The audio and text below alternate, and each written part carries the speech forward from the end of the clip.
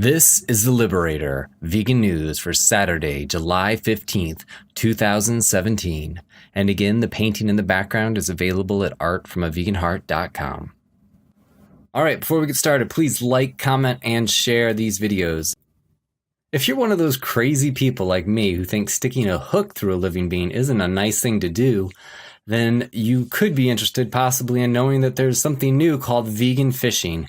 Vegan fishing is where you have a lure that has no hook on it. You put fish food on the inside of the lure. When the fish grabs the lure, the fish food comes out, and then the lure somehow escapes from their mouth.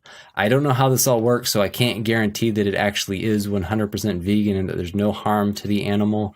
But it's definitely a step in the right direction that we're acknowledging that sticking a hook through a living being kind of sucks. So definitely something to think about or to check into, for especially if you know people who say they could never stop fishing, usually old people who think that taking their kids or grandkids to stab animals through the throat and then suffocate them is a fun family pastime. So maybe they could just go feed the fish instead. So check it out.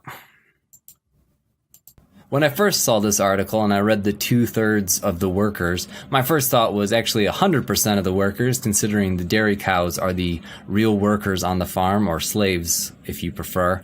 But here what they're talking about is 2/3 of the humans working on the dairy farms in New York are injured. So it just goes to show that dairy is an abuse to everyone. It's an abuse to the people who drink it and get ill from it. It's an abuse to the cows who are enslaved, have their babies killed, and then are eventually killed themselves.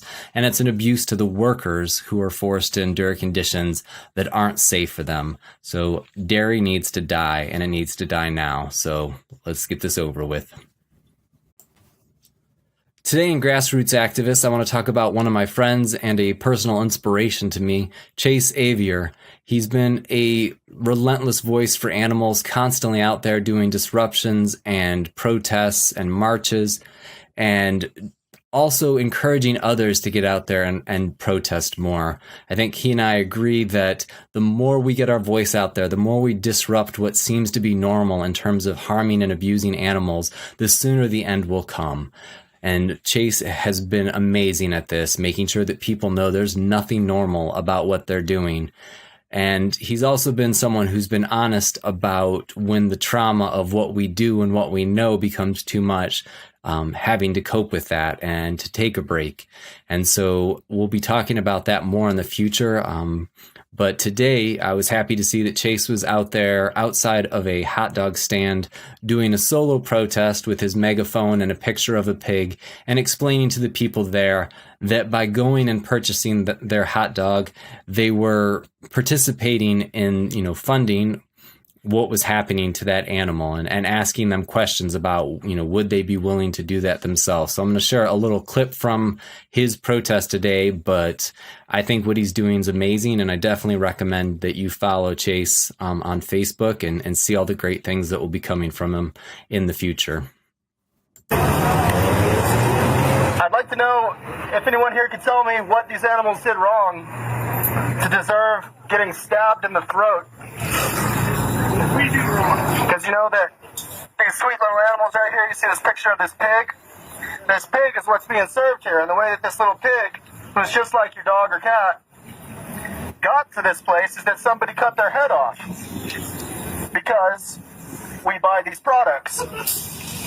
So I want to know who here would take that knife and stab this animal in the throat so that we can have a hot dog that we don't need that also causes cancer.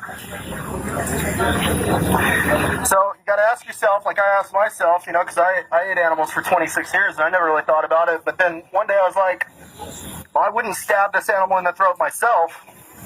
So why would I pay somebody else to stab this poor animal for me? I love my dog. What's the difference?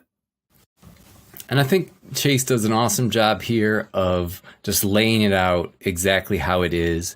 And if you saw the dad with the kids there, later on he's trying to tell Chase that he's called the cops because he doesn't like how Chase is parked in the street. But in reality, he's just trying to keep his kids from hearing the truth, because if he can just make his kids believe what they're doing is okay, then they don't have to discuss it and they don't have to think about it. And that's what this disruption, I think, is about. It's about making it so that we can't just pretend like everything's okay. So I definitely am proud to be a friend of Chase and proud of what he's doing. So I hope he keeps it up. It's awesome. Stay tuned to the end of this video for the Happy Vegan video of the day, but in the meantime, make sure you like, share, comment, and subscribe. This is so key to helping us spread the message. And then visit patreon.com/vegan warrior and pledge to contribute as low as $1 a month to help us reach more people and to do what we're doing. And also go to animalliberationday.com and find out what 12/18/21 is and why it will be the end of animal agriculture forever. Thank you for watching, and more news soon. She was when she was in her pen. She was all belly action. Now she's like...